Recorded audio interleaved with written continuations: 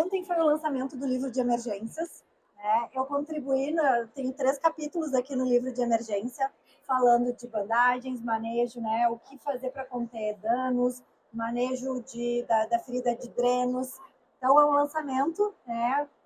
Primeira, não tem muita literatura de manejo de feridas. Em português quase não tem, a maior parte é em inglês.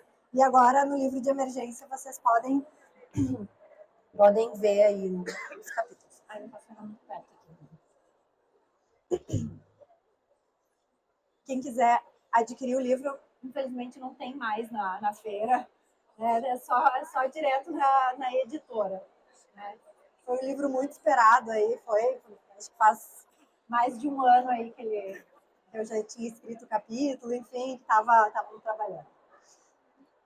Então, hoje eu vou falar aqui ao longo da semana, né, a gente teve 2 encontros, um sempre às 1h30, outro às 16h, então hoje às 16h vou tratar outro tema, falando sempre sobre manejo de feridas, apresentando soluções, né, de como cuidar das feridas, e que esse costuma não ser um tema de graduação. Eu trabalhei na graduação por muito, muito tempo, infelizmente não cabe na graduação de veterinária, e cabe em alguns cursos de pós-graduação, né? Eu dou aula hoje em dia na pós-graduação de dermato, de cirurgia, de cuidados paliativos, de geriatria. Normalmente essas eu entro falando aí de cuidados, ou as específicas de felino, porque o paciente felino tem as suas características no processo da cicatrização que são bem mais desafiadoras.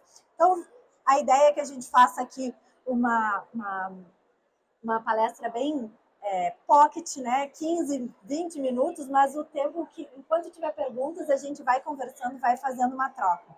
Então, meu nome é Vanessa Beregaray, sou médica veterinária, fiz residência, mestrado e doutorado dentro da área da cirurgia, e a minha linha de pesquisa em todo esse período foi o manejo de feridas. Então, eu trabalho com isso há mais de 15 anos, né, fazendo curativos avançados, fazendo técnicas que possam apoiar o desenvolvimento do paciente.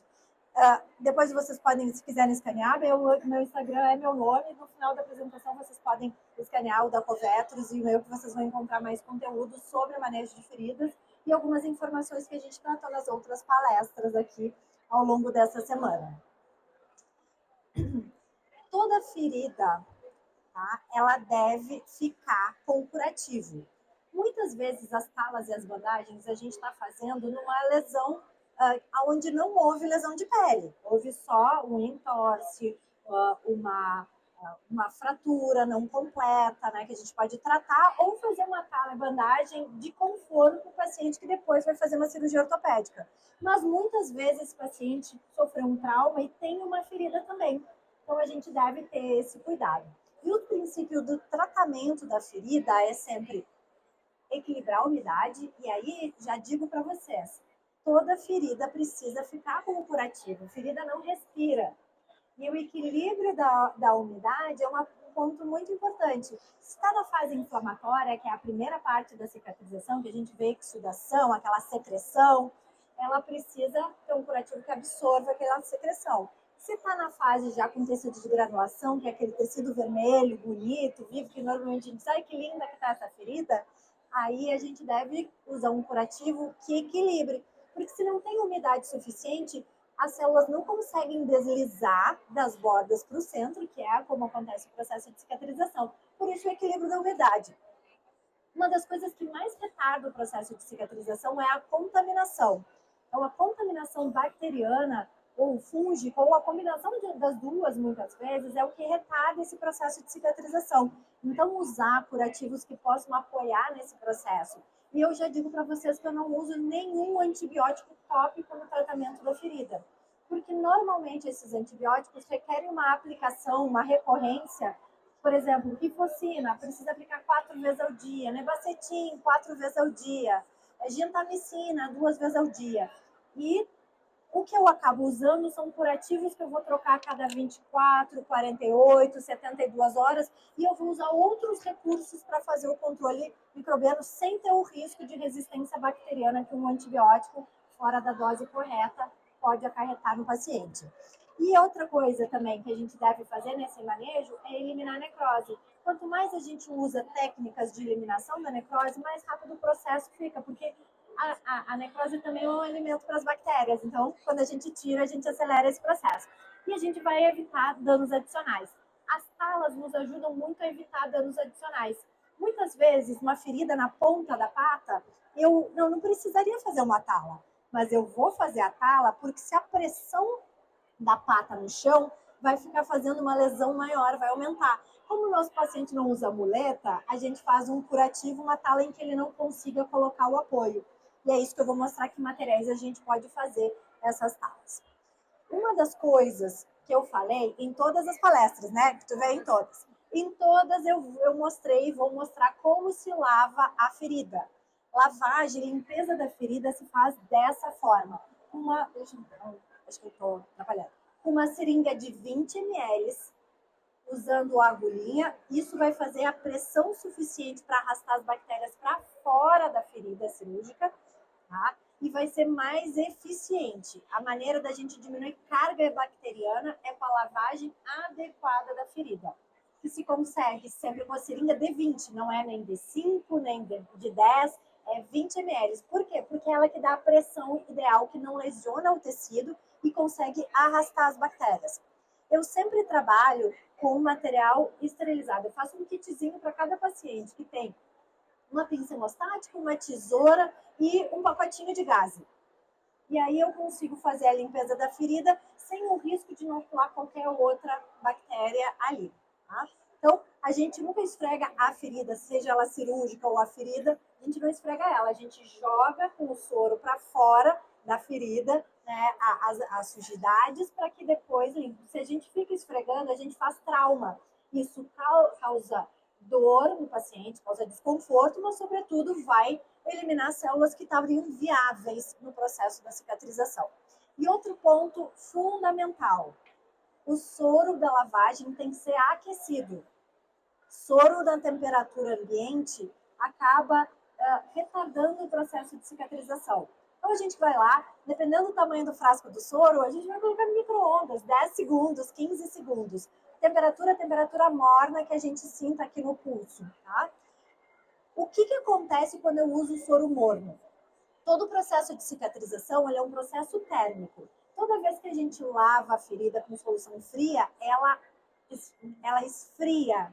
Né? E o organismo precisa gastar energia para aquecer.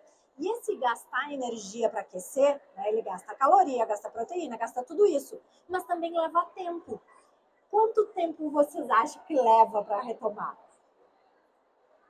Leva até 3 horas para a ferida voltar na temperatura ideal. Então, isso quer dizer que se eu estou lavando a ferida 3 vezes ao dia, quantas horas essa ferida parou de cicatrizar só pela temperatura? Então, quando eu aqueço o soro, leva em torno de 30 minutos para restabelecer a temperatura ideal. Tá? Então, é muito mais eficiente. E tem um outro ponto que é o conforto do paciente. Soro aquecido é muito, muito mais confortável para o paciente do que o soro frio. Não tem nenhuma recomendação de soro frio para tratar a ferida. Sempre vai ser o soro aquecido. Então, soro aquecido sob pressão é algo que vocês podem implementar na rotina de vocês já. Esqueçam a 40-12 fincada no frasco de soro, porque aquilo vocês estão enxaguando as bactérias. Vocês não estão arrastando elas para fora, tá? Quantas camadas um curativo pode ter? 3 camadas. A maioria dos nossos curativos podem ter uma ou mais camadas. Dificilmente o nosso paciente, com uma só camada, ou seja, tem a ferida, eu coloco um curativo, como é aqui, e já está tudo certo. Ele precisa ter algo para fixar, muitas vezes a gente vai usar camadas diferentes. Então a gente vai falar sobre curativo primário, secundário, terciário, às vezes a gente coloca até mais 4 ou 5, né, camadas, dependendo quando vou fazer uma tala. Então, quando eu falar em curativo primário, é o que está em contato direto com a ferida. Secundário é o que segura, ou, por exemplo, esse aqui é um curativo que ele tem capacidade de capturar a bactéria. Ele não absorve nada de exudato. E nessa fase tem exudato. Então eu uso uma esponja. E depois eu uso uma atadura. Né? Então cada uma dessas camadas vai ser. Então o que a gente pode usar? Hoje eu não vou, agora nesse momento, não vou falar muito sobre o curativo primário. eu vou falar sobre como segurar aquele curativo, né? Então, o que eu posso usar? A gente pode usar a termoplástica, que acho que nem está aqui, a não aderente, a coesiva, elástica, tubular, adesiva, tudo isso aqui. Vocês conhecem? Ou só conhecem atadura, esparadrapo, micropore? A gente tem mais recursos, né? E cada vez a gente vai tendo várias alternativas que vão contribuindo muito para isso. Então, atadura elástica, essa todo mundo conhece. E aí a gente tem qualidades diferentes de atadura elástica, né? Então, quanto mais elástica for a atadura, mais fácil é a gente de aplicar ela, tá? E a gente sempre desliza a atadura dessa forma, porque fica mais fácil. E a gente evita fazer garroteamento, tá? Eu vou mostrar depois no vídeo, e ele vai passando o vídeo e eu vou falando detalhamento, tá? De como que a gente deve passar a atadura elástica. Uma outra coisa que eu gosto de usar muito, eu vou passando para vocês ir conhecendo aqui esses produtos, tem aqui também para vocês olharem. Essas malhas aqui, as malhas tubulares nos ajudam muito para alguns curativos. A roupa cirúrgica é algo que eu uso muito como forma de segurar o curativo. Acho que fica confortável para o paciente, o tutor também gosta, porque não fica com aquele aspecto de tão doente. Acho que eu sinto que eles ficam mais confortáveis, o paciente e o tutor com isso. Só que tem alguns lugares que a gente não consegue colocar, né? Algumas partes em que a gente não consegue colocar a roupinha cirúrgica, feridas de cabeça, às vezes ferida no membro, né? E a gente tem um desafio. E aí eu quero mostrar para vocês essa malha tubular. Eu vou passando por aqui para vocês vejam a elasticidade. Ela tem mais de um tamanho. Eu vou passando por aqui. Opa, não posso chegar tão perto. E ela é a metro, né? Assim. Então, ela nos ajuda a fazer curativos como esse aqui. Essa aqui é uma pacientinha que vocês estão vendo essa ferida? Essa ferida não é uma ferida, essa ferida é um tumor. Essa paciente tem um câncer. Essa ferida, ela nunca vai cicatrizar. Mas não é porque ela nunca vai cicatrizar que esse paciente não precisa ter cuidado, né? Então, o que a gente oferece aqui não é a cura dessa ferida, porque eu estou vendo um câncer. É um tumor que não tem cura, né? Mas a gente pode oferecer o cuidado desse paciente, minimizar a contaminação, que dá cheiro ruim, que dá mais desgaste para o paciente e que às vezes acaba antecipando uma decisão de eutanásia por causa do desconforto. Então, é uma lesão bastante feia, que acometeu toda a face, né? Um tipo de carcinoma. E o que eu usei nela? Eu usei uma esponja, como essa aqui de poliuretano, que tem uma capacidade de absorver exudato, né? Eu usei hidrogel, poliuretano, que é esse aqui. Acho que o hidrogel está aqui. Me alcança o hidrogel, por favor. Só para mostrar ali. Obrigada.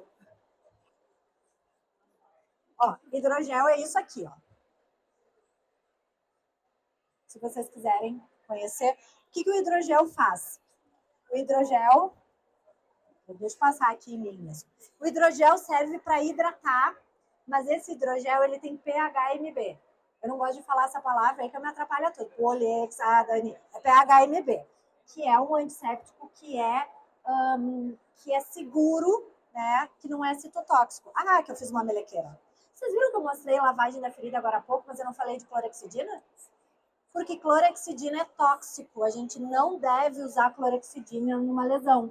A gente só pode passar clorexidina ao redor da lesão. Oi? Na primeira lavagem de todas? Ela perguntou aqui, para quem não viu, nem na primeira lavagem de todas. Às vezes, vale a pena a gente correr o risco. A gente sabe que é citotóxico, mas se eu pego um animal que foi mordido, arrastado, sujeira, e tem muita sujeira, aí eu vou usar. Mas eu sei que eu vou impactar. O maior problema é aquela coisa continuada, tá? E que muitas pessoas...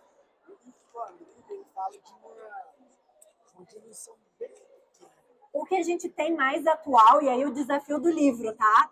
É a mesma coisa que eu tive. Eu escrevi esse capítulo há um ano e meio atrás. Não é que já mudou, a ciência ela é dinâmica, tem mais coisas para incluir, às vezes tem pesquisas que entram e vão vendo. Se sabia, né? Se tentou. A clorexidina ela entrou no lugar do iodo. Quem tem CRMV há mais tempo, né, sabe que a gente fazia diluição de iodo. E isso a gente já sabe há bem mais tempo que iodo é tóxico, em especial para gatos. A clorexidina é mais recente, o quanto que a gente descobriu que todos os graus de diluição são tóxicos, né? E é claro que aí tu tem um desafio maior, às vezes tu tem um olho, eu não tô falando de olho, coisas muito específicas, eu tô falando da ferida em geral, tá? Então, por isso que eu não falei antes da clorexidina. Mas voltando para essa paciente, ela nesse hidrogel tem o PHMB, que é uma substância que faz antimicrobiano, né? Como uma clorexidina, só que não tem efeito citotóxico. E aí, nessa ferida, que é uma ferida inflamatória, necrotizante, com alto grau de contaminação, eu mantinha ela, né, hidratada aqui, para hidratar as áreas de necrose, com esse gel, que tem esse controle, e a esponjinha. E para fixar, como é que a gente ia fixar, né, esse curativo?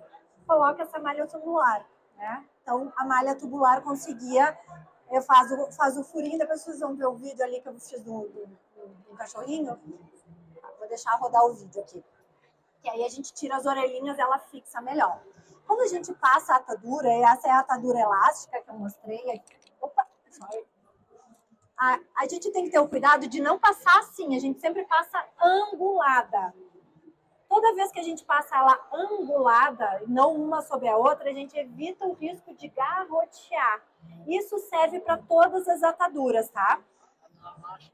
A elástica também. A elástica é a que eu menos tenho risco, mas como eu já faço dessa forma, então com qualquer atadura que eu vou fazendo, eu já faço dessa forma. E essa aqui é a Soft Flex. A gente tem essas duas. Ela eu vou cortar aqui para passar para vocês. Ela serve para acolchoar o curativo. Pode ser o curativo ou a tal. É uma versão.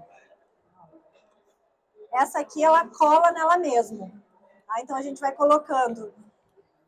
Quem já fez tala, normalmente a gente faz com algodão ortopédico, não é?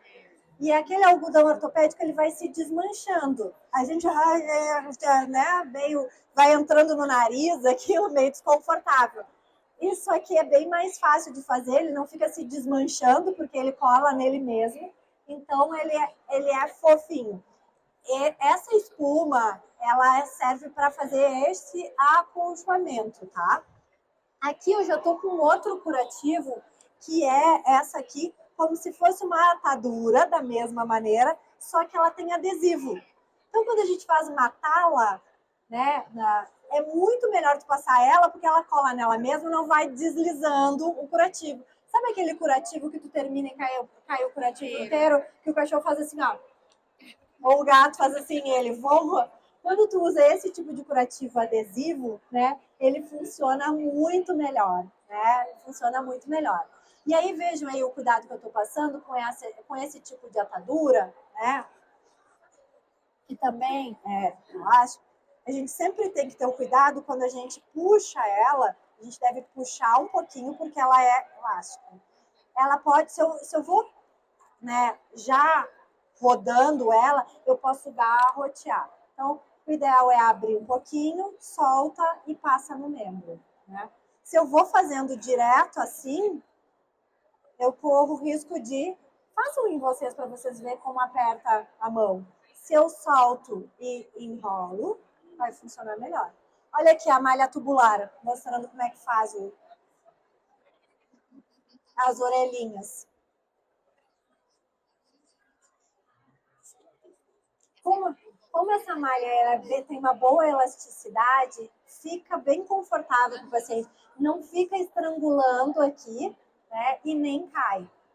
Ele pode enfiar as patas e tirar. Gente, às vezes a gente tem uns pacientes que são os artistas, né? Aí a gente vai, às vezes, incrementando, coloca um colar elisabetano, né? Vai colocando outras coisas, né? Esse é um curativo principalmente para aquelas lesões de cotovelo no meio do braço, que às vezes é chato de parar, dá para a gente fazer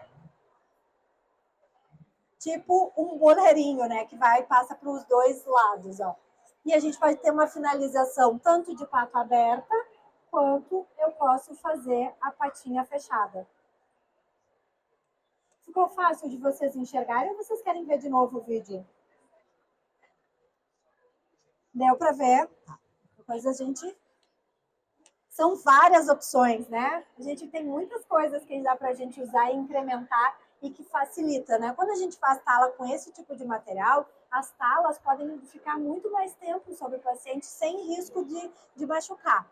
Importante dizer que essa bandagem aqui, apesar de ser espuma, que eu passei para vocês, ela não pode ficar em contato direto com a ferida, ela nunca vai ser primário, tá?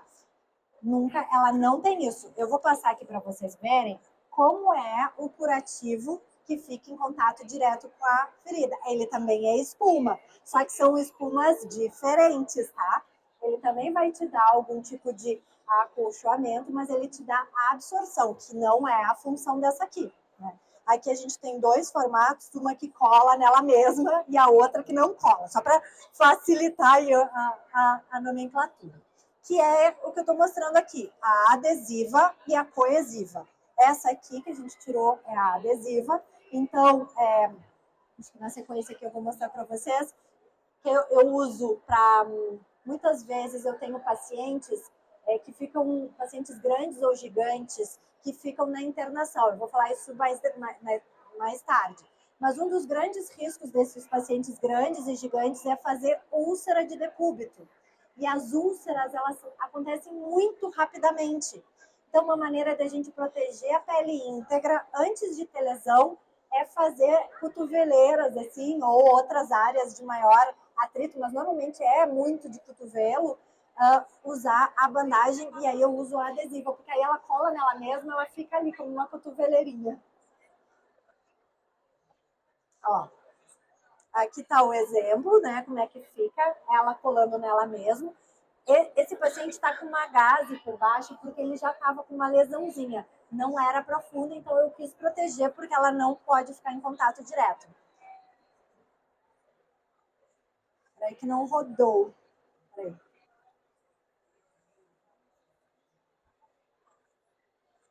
Será que alguém consegue dar... Ô Gui, consegue dar o videozinho anterior não entrou direto. Esse aqui.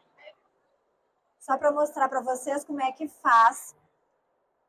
Esse é um fila, né? Foi um cachorro resgatado das enchentes lá em Porto Alegre. E ele estava com muitas lesões, né? E um cachorro muito grande que ficou internado, ele quase não tinha condições, obrigada, tá rodando, de ficar em pé. Então, para não ficar aquele apoio, né? Eu fazia, olha como é. Não tinha nada de lesão, então eu vou colando ela nela mesma, ó. Protegendo aquela proeminência que poderia, em contato, né, no leito, fazer uma úlcera. E a melhor maneira de tratar uma úlcera é que a úlcera não aconteça, porque depois cicatrizar é muito difícil. E aqui eu estou usando uma malha. Ele tá de colar, tá de roupa, né?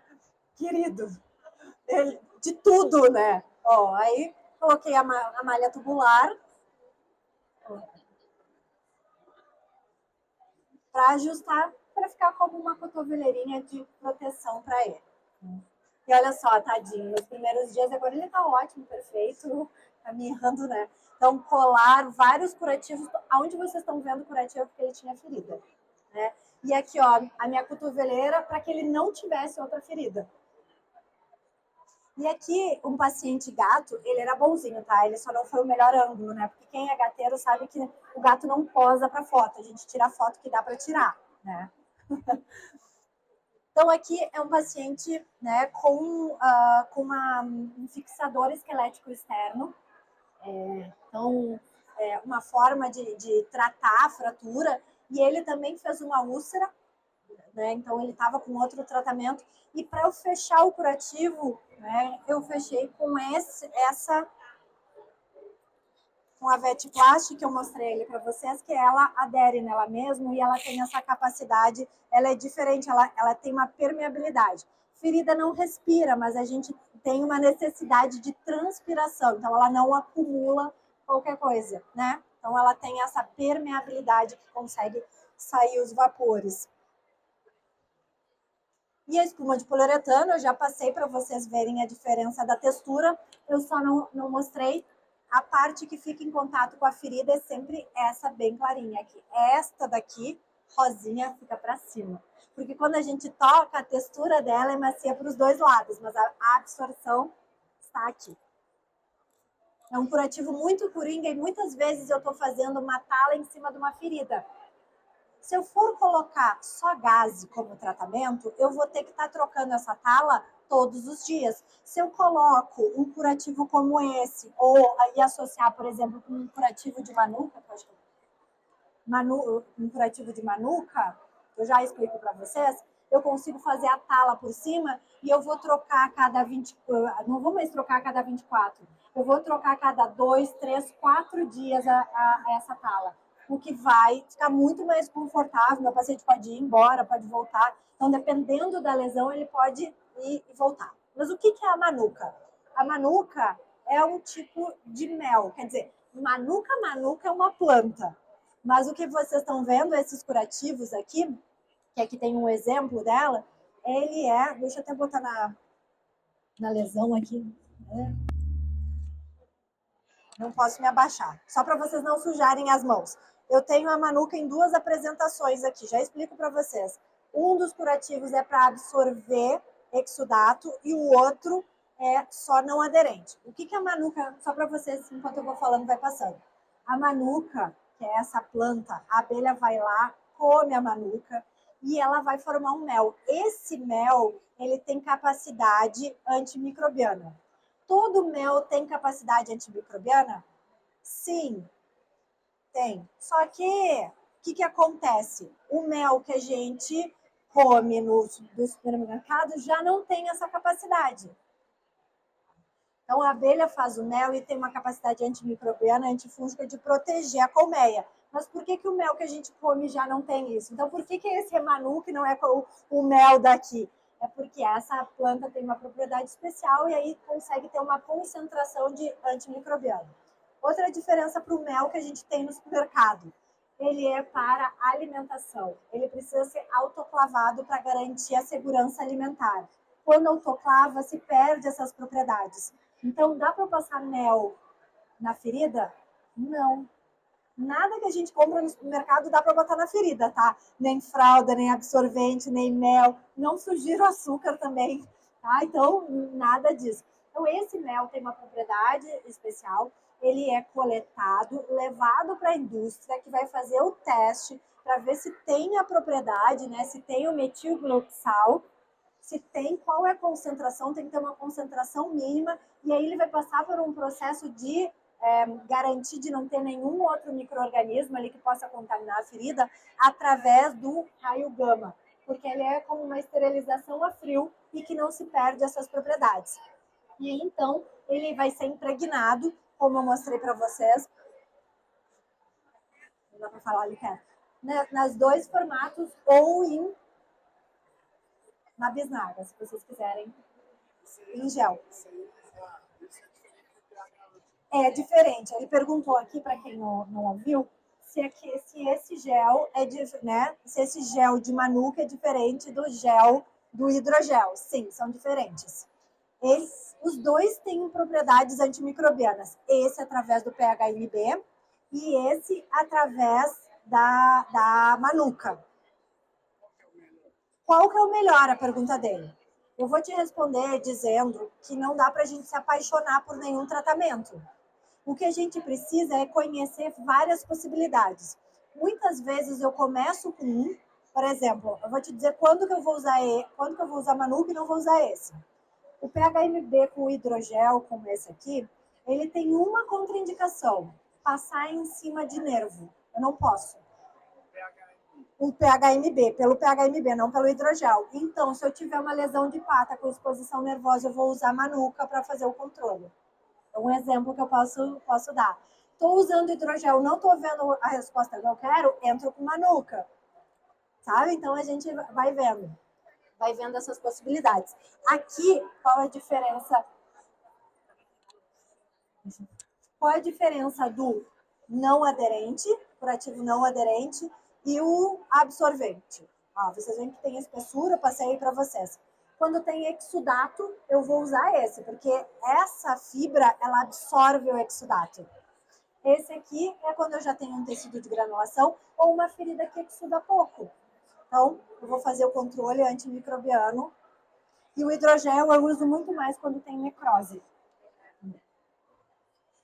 Vai ser errado eu usar manuka em gel quando necrose?